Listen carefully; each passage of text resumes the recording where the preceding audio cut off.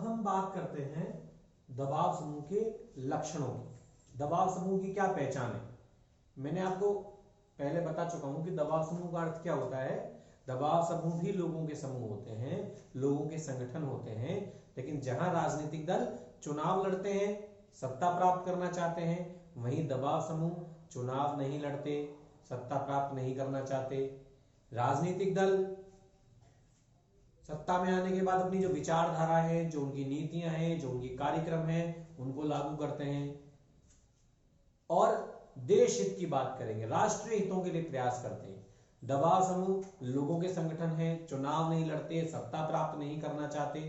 वो केवल क्या करते हैं, जो जिस उद्देश्य के लिए वो दबाव समूह बनाया जाता है, वो उस उद्देश्य की पूर्ति के लिए जो उनके संकीर्ण हित हैं, विशिष्ट हित हैं, जो उन समूह के जो उद्देश्य हैं, उनके लिए वो प्रयास करते हैं और इसके लिए सरकार पर दबाव डालते हैं।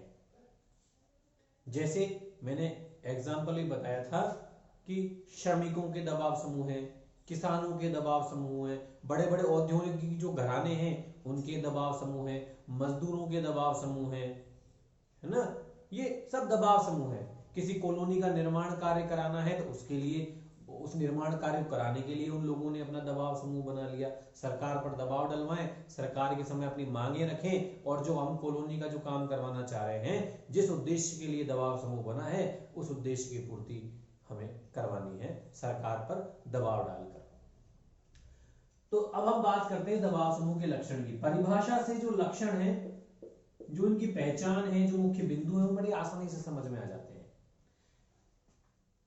दबाव समूह की परिभाषा से क्या चीज हमें समझ में आई है? पहली बात, दबाव समूह का जो उद्देश्य है वो विशिष्ट हित, विशिष्ट हितों की पूर्ति।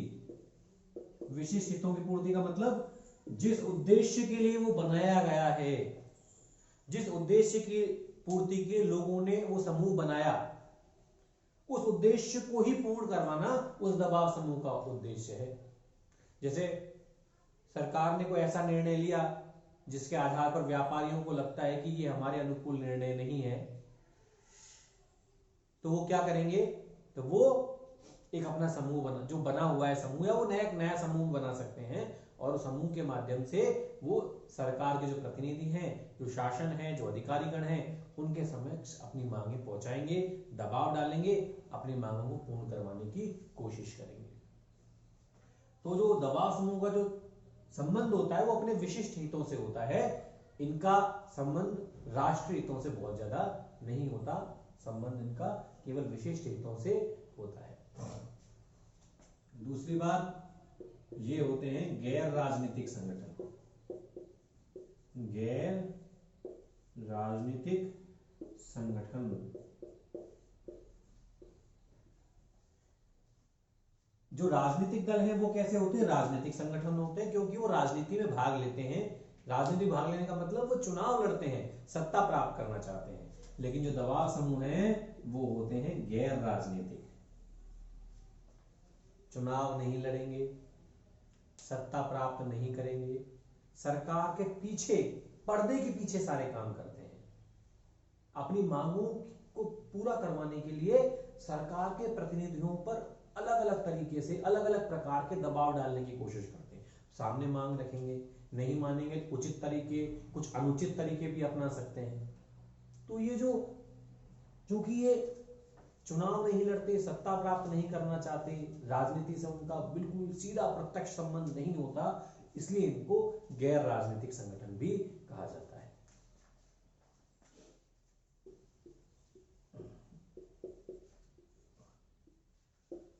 अज्ञात साम्राज्य, पर्दे के पीछे सारे खेल खेलते हैं। विधानमंडल के पीछे विधानमंडल की इनको संज्ञा दी गई है, क्योंकि इनके जो सदस्य हैं विधानमंडल में नहीं होते, क्योंकि चुनाव नहीं लड़ते। लेकिन उस विधानमंडल के पीछे रहकर उन विधानमंडल के जो सदस्य हैं, संसद सदस्य, विधानसभा सदस्य, जितने भी राजनीतिक जो लोग हैं, उनको प्रत्यक्ष या अप्रत्यक्ष रूप से प्रभावित करने की कोशिश करते हैं।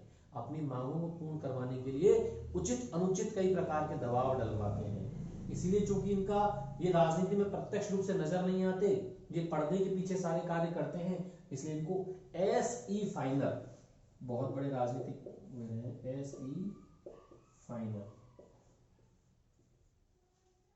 SE फाइनल ने अज्ञात साम्राज्य की संज्ञा दी है।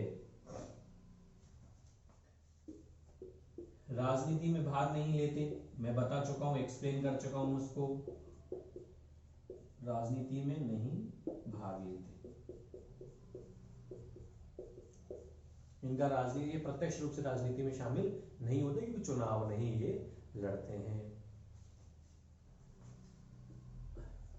आधिपत्य की अनिच्छा, आधिपत्य की अनिच्छा, इसका मतलब भी वही है, ये चुनाव लड़कर कोई सत्ता प्राप्त नहीं करना चाहते, ये सरकार, ये प्रशासन नहीं चलाना चाहते, ये प्रशासन को प्रभावित करने की कोशिश करते हैं, अपने अनुकूल निर्णय तो दिलवाना चाहते हैं ये प्रशासन से, लेकिन स्वयं प्रशासन में भाग नहीं लेना चाहते, स्वयं सरकार नहीं चलाना चाहते, स्वयं चुनाव नहीं लड़ना चाहते, ये पर्दे के पीछे रहकर अपनी मांगों की पूर्ति करवाना चाहते हैं, इसलिए ये आधिपत्य नहीं रहना चाहते सरकार में, शासन में। तो ये दबाव समूह के विशिष्ट लक्षण हैं, लोगों के संगठन हैं, जिस प्रकार दबाव राजनीतिक दल भी हैं, लेकिन इनका उद्देश्य विशिष्ट हितों की पूर्ति है, जबकि राजनीतिक दल हमेशा राष्ट्रीय हित की बात करते हैं। चूंकि चुनाव में शामिल नहीं होते, सत्ता प्राप्त नहीं करना चाहते, इसलिए गैर राजनीतिक संगठन कहलाते हैं। विधानमंडल के पीछे रहकर काम करते हैं, विधानमंडल में नहीं आना चाहते, पीछे रहकर अपनी मांगों की पूर्ति करवाना चाहते हैं, पर्दे के पीछे सारे कार्य करते हैं, इसलिए इनको अब ऐसी फाइनल में अज्ञात साम्राज्य भी कहा है। राजनीति में भाग नहीं लेते और ये चूंकि चुनाव नहीं लड़ते, सत्ता प्राप्त नहीं करना चाहते, इसलिए इनकी आधिपत्य की भी अनिच्छा होती है, ये आधिपत्य करना नहीं चाहते हैं। तो ये हो गया दबाव समूह के लक्षण। दबाव समूह की हम पहचान कैसे करेंगे? किसानों के समूह, व्यापारियों के समूह, मजदूरों के समूह, बड़े बड़े जो अधिकारी कर्मचारी जो सरकारी नौकरशाह हैं उनके दबाव समूह, ये हर जगह हमें नजर आ जाएंगे। आप हम चारों तरफ यदि नजर घुमाएं तो कई जातिगत दबाव समूह, सामुदायिक दबाव समूह, धार्मिक दबाव समूह, अधिकारियों कर्मचारियों इनके दबाव समूह, कॉलोनी में हम रह रहे हैं तो वहां कॉलोनियों के दबाव समूह, जिस जाति वर्ग से संबंधित हैं उन वर्ग के दबाव समूह, यदि कोई कर्मचारी या कोई व्यापार कर रहा है, कर्मचारियों के दबाव समूह, व्यापारियों के दबाव समूह, ये आपको हर जगह देखने को मिल जाएंगे। एक व्यक्ति कई दबाव समूह का सदस्य हो सकता है, जो अपनी जाति धर्म वर्ग से संबंधित है उस दबाव समूह का भी सदस्य हो सकता है। यदि कोई नौकरी पेशा व्यापारी है तो उस दबाव समूह का भी सदस्य हो सकता है। इसके अलावा जिस कॉलोनी में जिस जगह रह रहा है वहां का अपना अलग दबाव समूह होता है, सामाजिक दबाव समूह का सदस्य हो सकता है। तो ये है दबाव समूह की पहचान। अब हम दबाव समूह के अर्थ को भी समझ गए और दबाव समूह के जो लक्षण हैं वो भी हमारे समझ में आ चुके हैं। अब हम बात करते हैं कि राजनीतिक दल और दबाव समूह में अंतर।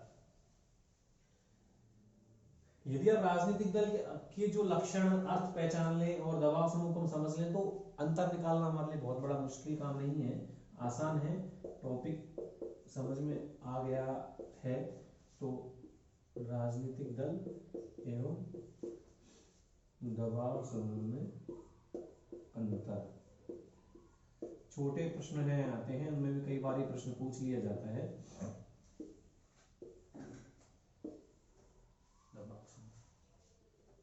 ठीक है, अंतर की हम बात करते हैं, क्या क्या अंतर है इनमें। पहली बात, राजनीतिक दल भी लोगों के संगठन है, दबाव समूह के भी लोगों के संगठन है, हम जानते हैं। ठीक है, लेकिन राजनीतिक दल का संगठन होता है वो बड़े हो सकते हैं। संगठन हमेशा कैसे होते हैं इनका? बड़ा। दबाव समूह का ज्यादातर यदि अमूमन हम बात करें तो छोटा मिलेगा। दबाव समूह में लोगों की संख्या लाखों करोड़ों बहुत कम देखने को मिलती है। राजनीतिक दल में अक्सर आपको लाखों लोग मिल जाएंगे।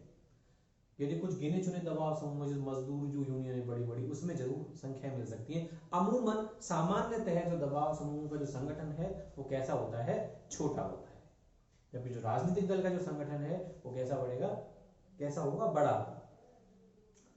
उद्देश्य की बात करें तो इनका उद्देश्य देश हित है, मैं बता चुका हूं आपको, उद्देश्य क्या, राष्ट्र हित, ये देश हित की बात करेंगे। जबकि जो दबाव समूह है ये अपने संकीर्ण हित, जिस उद्देश्य की पूर्ति के लिए वो बने हैं वो कार्य करेंगे। तो इनको राजनीतिक दलों का जो संबंध है वो राष्ट्रीय हितों से है, जबकि जो दबाव समूह का जो संबंध है वो संकीर्ण हितों से है।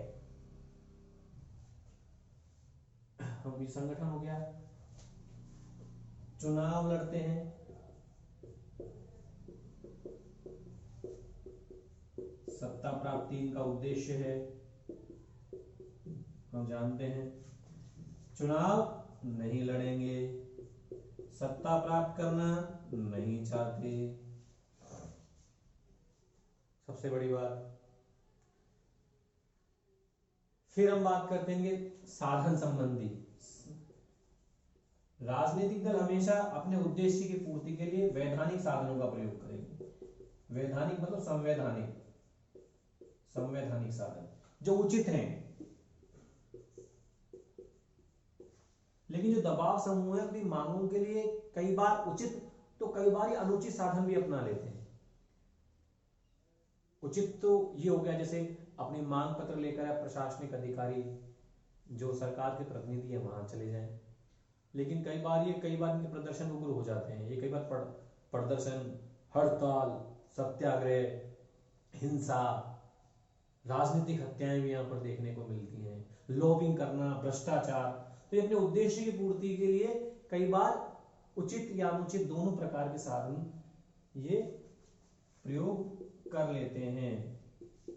तो क्योंकि इनका उद्देश्य अपने विशिष्ट संकीर्ण हितों से होता है और उन उद्देश्यों की पूर्ति के लिए वो किसी भी सीमा तक कई बार चले जाते हैं। फिर हम बात करते हैं सदस्य संगठन के बारे में बता चुका हूं। इनके सदस्यों की संख्या बहुत ज्यादा होती है। इनके सदस्यों की संख्या सामान्यतः क्या होती है, राजनीतिक दल की तुलना में कम होती है। ये थोड़ा सा राजनीतिक दल और इसमें दबाव समूह में फर्क है। ये विधानमंडल के हमेशा सदस्य रहेंगे। राजनीतिक दल विधानमंडल के सदस्य रहेंगे।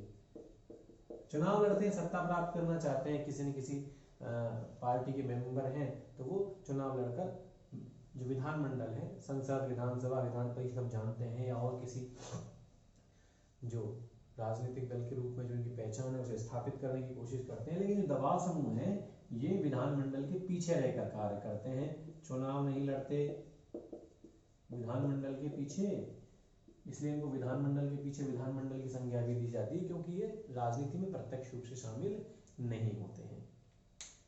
तो हमने जब राजनीतिक दल और दबाव समूह की जब परिभाषा समझी और उनके अर्थ और लक्षण जाने, इसके बाद हम आसानी से राजनीतिक दल और दबाव समूह में क्या अंतर है हम इन्हें आसानी से समझ गए। ये जो प्रश्न है राजनीतिक दल और दबाव समूह बहुत महत्वपूर्ण टॉपिक है। कई बार बीए पार्ट फर्स्ट में इससे संबंधित बड़े प्रश्न भी आते हैं, छोटे प्रश्न भी अक्सर पूछे जाते हैं, इसलिए इस टॉपिक को बड़ी गहराई से हमें समझने की आवश्यकता है।